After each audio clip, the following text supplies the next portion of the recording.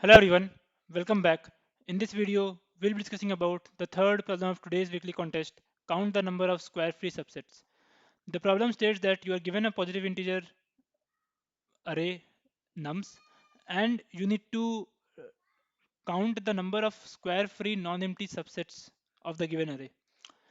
Now, what is what is a square-free subset? Square-free subset, a subset is square-free if the product of the elements is square-free integer. And what is a square free integer? Square free integer is an integer that is divisible by no square number other than 1. So it should not be divisible by any square number, 2 square, 3 square, 4 square and so on. So it should not be divisible by 4, 9, 16, 25 and so on, right? So if the product of a subset is a square free integer, then that subset is called a square free subset. And we need to count the number of such subset, right? So for example, in this particular case, uh, 3, 4, 4, 5, there are three subset which are square free, and the subsets are 3, 5, and 3, 5, right? So let's take this example, 3 and 5. The product is 15, and 15 is a square free integer. Why? Because 15 is not divisible by any square number, 4, 9, 16 and so on. So 15 is not divisible by any square number, and hence 3 comma 5 is a valid subset. Now you can take any other subset and you other than these three, and you will see that would be divisible by a square free, that would be divisible by a square integer. So for example, 3 comma 4, if you take this subset, the product would be 12, right? And 12 is divisible by 4, and because 12 is divisible by 4, 12 is not a square free integer because 12 is divisible by integer 2 square, right? And hence 12 is not a square free integer, which in turn means that 3 comma 4 is not a square free subset. So hope the problem statement is clear. Now how to solve this? So before jumping into any kind of solutions, let's try to understand the brute force solution of this problem first, right? So we need to count the number of square free subsets, right? So we need to count something of the subset. So we will iterate over all the subsets, right?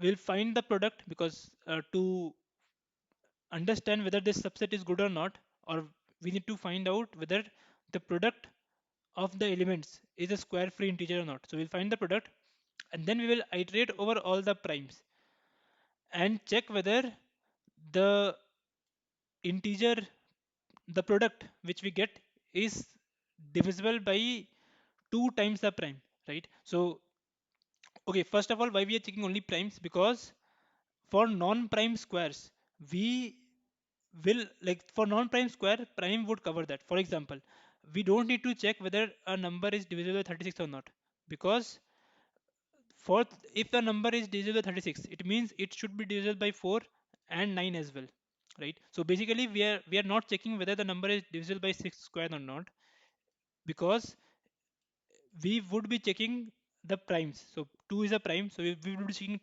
whether the number is divisible by 2 square or not. We would be checking whether the number is divisible by 3 square or not. So with these two, this case would also be covered, right? So that's where we are only checking the primes. We are only checking whether the number is divisible by a square of prime or not. If it is, then we will just say that this number is not square free. And if we say that number is not square free, we will not include it in our result. Otherwise we will include it in our result, right? So hope this entire solution makes sense. So what is the time complexity of this solution? The time complexity would be something like this. So we are iterating over all the subsets. So number of subsets will be 2 to the power n minus 1, right? And then we are finding the product. So finding product would require order and time, right? And then we are iterating over all the primes. So let's say there are total p number of unique primes, right? And then we are finding how many such primes are there. So we can simply break out from this loop as soon as the count is greater than 1. So this loop would be iterated, would be executed at max 2 times, right? So that's where I have written c, the value of c can be at max 2. So this is time complexity. Now everything is clear apart from p. Now, what is the value of p? Like how until how long you will check? Like until how long you will check for primes? This depends on the constraint. The constraint says that every number is less than 30.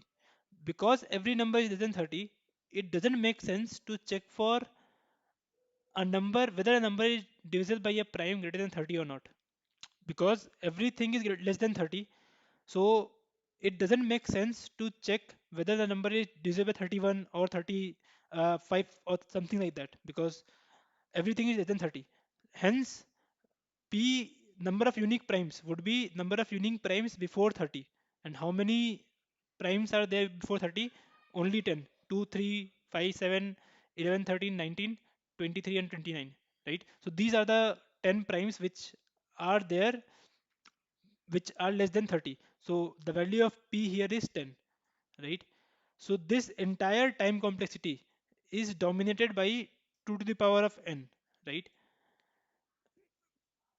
And what does mean? It means that we need to count subset, but we are not allowed to iterate over all the subset, right? Because we need to remove this to the power n from the complexity, right? Because n is up to 1000. So it means that we have to count number of subsets, but we are not allowed to iterate over all the subset, right?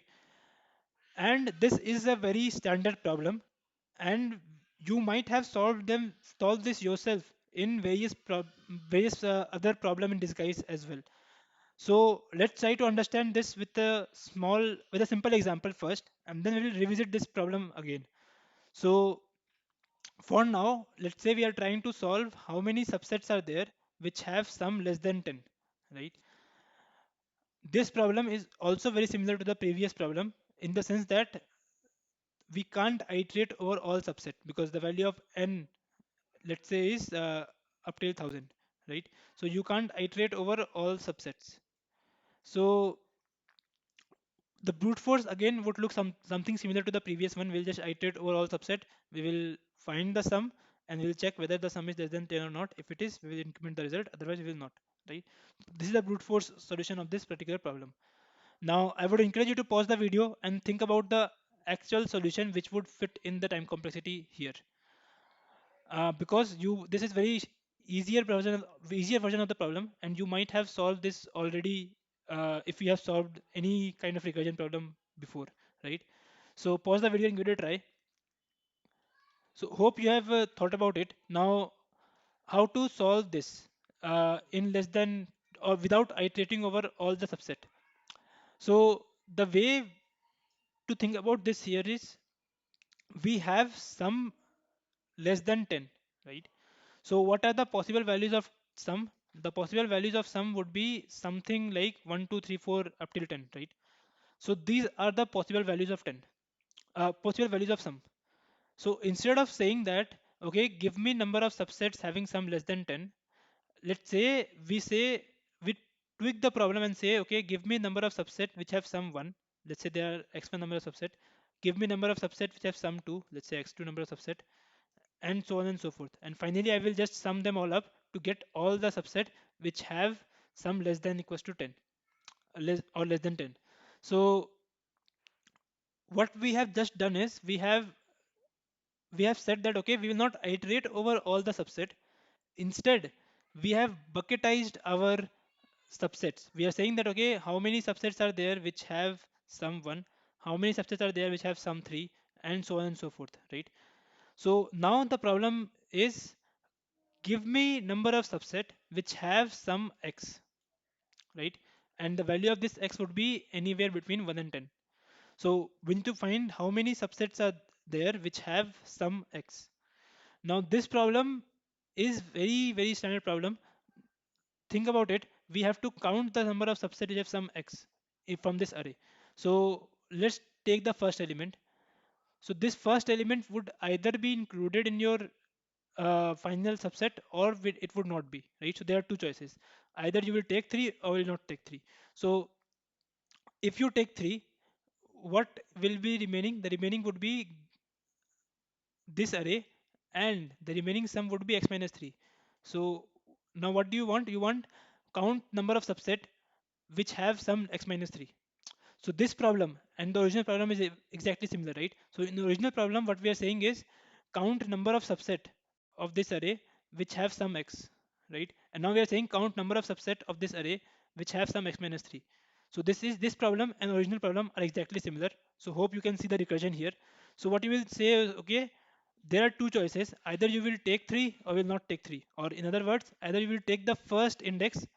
So this is the this was the remaining array, right? After you decided what to do with 3. So you will see, okay, what you will do with this first index. Either you will take this first index or you will not take this first index. In case if you don't take this first index, the remaining array would be array starting from index plus 1, and you still need to make a sum of x, right? If you take this first index, the remaining sum would be x minus array index, right? And the remaining array in which you have to make this sum is something which starts at index plus 1, right? So hope this recursion is clear. What we are saying, we are just saying that the every first element of the array either have two choices. Either it will be included in the subset or it will not be. If this is included, this would be the state, this is the next state. Or if this is not, if this is included, this will be the next state. So once you have thought about this, you can just simply memorize it, and the complexity of this entire solution would become the distinct value of index comma x pair with which you can call this function. So how many distinct value of index are possible? N, right? And how many distinct value of x are possible? 10, right? Because you can pass anywhere between 1 to 10.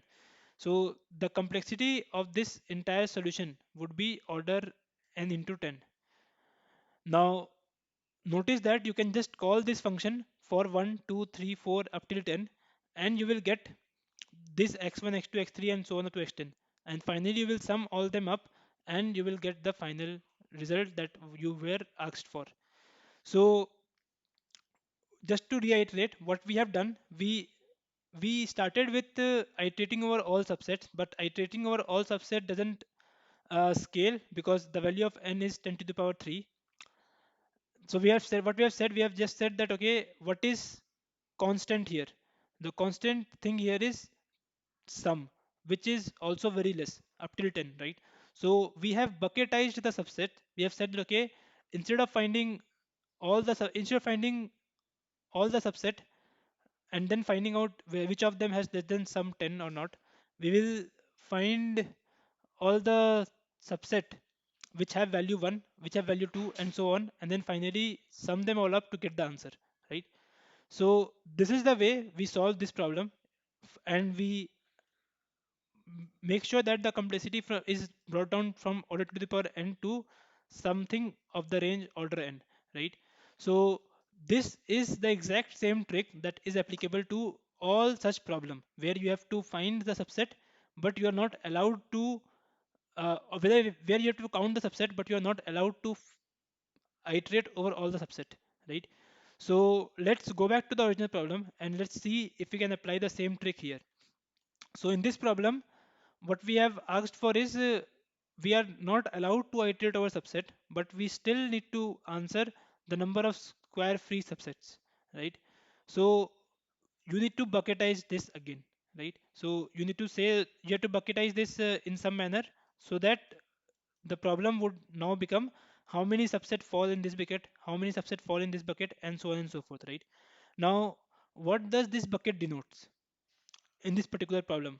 So again, pause the video, think about it for a moment, and then come back. So in this particular problem, this bucket would nothing but the product. We'll say we already know the square free product, right? So we already know that 2 is square free number, 3 is square free number, 6 is square free, 15 is square free, and so on and so forth, right? So what we'll do is we will make the bucket as square free numbers. We'll say this is the bucket for 2, this is the bucket for 3, this is the bucket for 6, and so on and so forth. So now what we will have to answer, we will have to answer that how many subsets are there which have product 2, how many subsets are there which have product 6, how many subsets are there which have product 3, and so on and so forth. Now this problem is very similar to the problem that we just solved. So now The only thing that remains is, will this approach scale, in the sense that how many such buckets will be there, because that would be your final complexity. So how many, for counting how many such buckets are there, let's focus on this particular piece. So notice that we need to find the square free integers, right? So let's say this is your array 3 4 4 5 21, and once you factorize it, you will be getting something like this, right? So we already discussed that there are only 10 prime numbers, or we need to consider only 10 prime numbers because everything is less than 30. So these are the 10 prime numbers that we are considering, and we are just finding out how many, the count of each primes in each of these numbers, right? Now notice that this number would not be considered at all, because the count of 2 itself here is 2, right? So this number would not be considered, so this is gone from the picture. Similarly, this is gone from the picture. So let's say you consider 21. So 21 has these two bit set, or basically it says that 21 is factorized into 1 3 and 1 7. So you will only take numbers, or only numbers either which have only one prime factors are the ones which will be square free, right? So you will only get the numbers which you will either put 0 or you will put 1 in each of these buckets. So you have 10 prime numbers that you can uh, play with, and you are saying that if any of these prime number, the count of this prime number become greater than 1, that is not useful. So at the end, the value of each of these buckets would be either 0 or 1. So how many such combinations are possible? 2 to the power of n, right? So uh, value of each buckets would be either 0 or 1. So it has two choices, it has two choices, it has two choices, and so on and so forth. So in total, there will be only 1024 distinct square free numbers possible, right? So again, just to reiterate, let's say you choose this 101. So this means that you are choosing 21, right? And 21 is a square feet number. Similarly, let's say you choose this. So you are choosing 33, and 33 is a square feet number. So basically, what we are saying is we are saying that there are 10 possible places, and only ways to fill these places are either 0 or 1. Because if you fill it with greater than 1, it means that you are saying that, let's say if it is 2, it means you are saying that 5 comes 2 times. So if 5 comes 2 times, this number that will be formed will not be square free, and hence we are left with only two choices: either we will fill 0 or we will fill 1 in each of these boxes.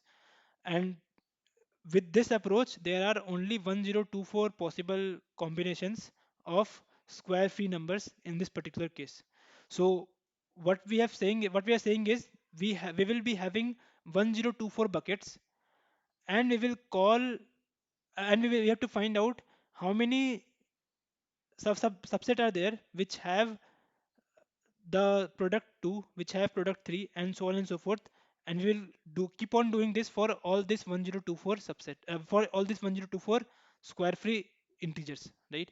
So now what we need to find out now is number of subsets with product x, and this is very similar to the problem we have just solved, number of subset with product with sum x. So here, apart from sum, this is product. So we can just apply the same trick. We can just say, okay, um, we are at index and we want some x. So either you will take this index or you will not take this index in your subset. If you take this index, the remaining product that you need to make is x by array index, right? Because you have taken this index already in your uh, subset. If you don't take this index, the remaining product that you need to make is still x, but you are saying that you have decided what to do with index. So you now have to decide everything starting from index plus 1, right? So This like hope this recursion makes sense, because this is very similar to the original sum number of subset with some x problem that we just solved. Now, what is the time complexity of this recursion?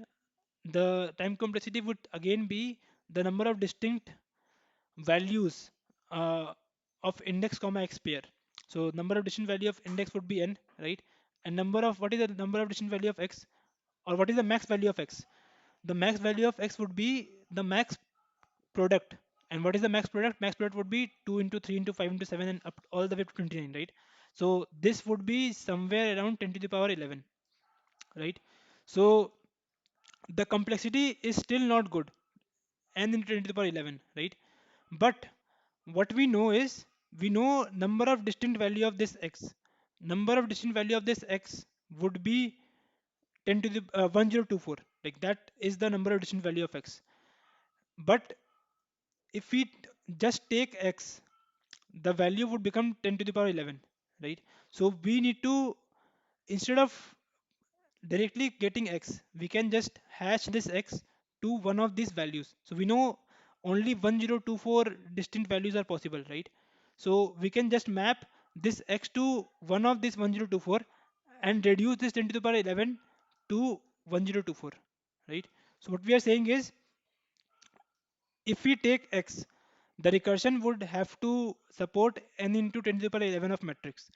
But we know that the value of x can be huge, but number of distinct value of x is very small. It can be only 10 to the 1024. So that's where what we are saying is, we will map x to something in this range, and then we will again remap this value. So the algorithm would look something like this. Now we will just, instead of x, we will take a hash of x, and inside this function we will convert this to original x, right? And whenever we are calling this uh, recursion again, we will again take the hash, right? So that way what we are saying is, we will only be having 1024 distinct values here, and the complexity would now become n into 1024, and that would surely pass. So now you need to just write this convert to original and this mask function. Now this can be simple hash function. You can just maintain a hash of all the distinct values of x with the mask, and just look up in that table and return it. So for example, you can have something like, okay, 2 is mapped to 1, 3 is mapped to 2, right? 6 is mapped to 3, and so on and so forth, right? Like you can just find out all these 1024 values and just map it to one of the integer from 1024, and you can just maintain this map, and inside this function you can convert this to original x, right? Now the entire complexity would be n into number of distinct value of mask, which is 10 to the power 3 or 1024. And inside this, what we are doing, we are doing some linear time operation. We are converting to original. We are also doing a mask. So these two can be implemented in order one time with this map. So this entire complexity would still be order n into 1024. Now, as discussed, you will call this function with all the possible value of x, right? So we will call this function for everything starting from 1 to 1024, because, and then sum all of them up, right? And that would give you the final answer. So hope this entire solution makes sense. So just to reiterate what we have started with, we have started with the brute force solution. We found out that, okay, we have to find the number of subset, but we are not allowed to iterate over all the subset. So any solution that requires iterating over all the subset would not work. Then we looked at the very standard way to reduce this problem of from to the power n to order of n by bucketizing it. Now what the approach was, instead of iterating over all subsets and then finding out which one is good, which one is bad, we will just iterate over we'll just iterate over all the buckets, and we'll see how many subset falls in each of these bucket. And finally, we will sum all of these valid buckets, and that will give us the count of all the good subsets, right? Now, for this problem, what is the bucket? Bucket is the product. We are saying that we know all the good square free products. So we'll say, okay, how many subsets are there which have product 2? How many subsets are there which have product 3? And so on and so forth. Now, how many such good square free integers are possible? So we just counted that as well by taking advantage of the constraint. The constraint says that all the num size should be less than 30. So there are only 10 different prime numbers less than 30. And for a number to be square free, every prime should occur at max 1. So we have 10 possible choices and we have to fill them with either 0 or 1. So how many distinct possible numbers you will get at the end? You will be getting 1024 distinct numbers at the end. So we found out that with this approach we found out that there are total 1024 such buckets, and we need to find out the number of subset which have product x for each of these buckets. Now for this, we just wrote a simple recursion and found out the number of subset which has specific product x. Now with this recursion, when you do memoization, it will be hard because the value of x itself is very huge, 10 to the power 11. But we know the number of distinct value of x. Number of distinct value of x would not cross 10 to the power 1024. So we just maintain a hash function. We just mapped all distinct values possible to the range 1 to 1024. And what we have said is we will call the recursion with this hash, and inside the function we will convert back to the original x, right? So that way we are saving, like even though x is very huge, we are only considering the distinct value of x, which is 1024. So the with this hashing, the entire complexity would now become n into 1024, and you have to call this function for all this 1024 distinct values of this square free integer. Now the final complexity would be n into 1024 itself, because the distinct value, even though you are calling this for all the integers, we have already we have already taken care of all the what is the complexity or what is the distinct value of this mask. So you don't need to you don't need to calculate that again in your time complexity, right? So that's what the entire solution is. Now let's look at the code for the solution. That would make things much more clear. So what we are saying is, let's forget about this one case from before. So there's one special case apart from all of this. If the array contains 1, so if the array contains 1, this we will handle it differently, because 1 is the only number which is allowed in the square free, right? So we will handle all the 1 cases differently. So what we have done, we have just filtered out 1 from our array. So we have calculated a array nums but 1 which contains all the integers but except 1. So after we filtered out this nums but 1, we now maintain a okay. So let's forget about this. This is the one case. So we now iterate over all the distinct value of x, which is the product, and call this function count subset with all those value one by one, and then sum everything up, right? Now what does this count subset denote? The count subset is nothing but what we have just discussed. We just uh, figured out the value of x inside this function, and we have two choices: either we will take this particular index or we will not take this. So if we not take this, the value would remain same, right? So whatever hash was there would be the next hash as well. But if we take this, then the value would become x by array index. So we will convert this to mask, or basically hash it, and then call the same function, right? So this is the entire function that we just discussed here. Now let's look at the two function convert from marks and convert to marks. So now these two function are like you can there are various possible ways to implement these two function. I just used bit mask. So basically what I'm saying is if these if let's say the value is 21, so if the value is 21, I will represent this with something like this 0 1 0 1 0 0 and so on, and I will convert this to the decimal format. So this the decimal format of this would be 10. So the value of 21 will become 10. So I have done this thing, but you can just simply find out all the integers and just convert them to 1 2 3 4 anyway up to up till 10 to the power, up till 1024, right? So I can explain how I have done this. So this, if you look at this function convert to mask, this is exactly what we are doing. We are just iterating over all the primes and checking if the number has this prime or not. If the number has this prime, I am setting that particular bit.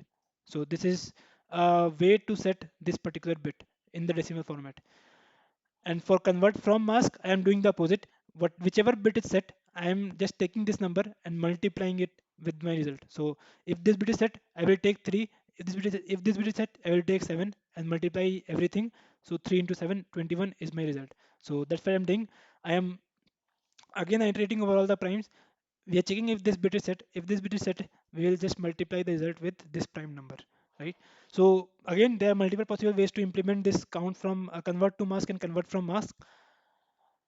And once this is done, like you will have all the subset which have product or which have square free products, right? Now one is a special case. You can, let's say you have a product 3 comma 4, or you have a subset 3 comma 4 or 3 comma 5, right? This is a valid subset. Now you can add as many 1 as you want. You can just make this 3 comma 5 as 1 comma 3 comma 5, or you can make it 1 comma 1 comma 3 comma 5, or you can make it 1 comma 1 comma 3 comma 5, right? So you can convert this 3 comma 5 to any subset. And that's where what I have done is I have taken out all the ones from the array initially, and we already computed how many non-empty subsets, how many non-empty one subsets are there, right? And finally, let's say there are like two subsets of 1 and 1 comma 1. So 3 comma 5 can be attached to 1, or 3 comma 5 can also be attached to this one, right? So that's what we are doing. We are just multiplying non-empty other subset with non-empty one subset and uh, adding it to our result. So this will give you the final answer, right? So hope this entire solution makes sense. If you have any doubts in this particular problem, please post them in the comment section below. I know this is a little bit intense, but this approach of dividing the subsets into buckets is very common, and you can utilize this in various other problems as well. So hope you like the video. If you like the video, give it a thumbs up and do subscribe if you haven't already. I will see you in the next one. Thank you.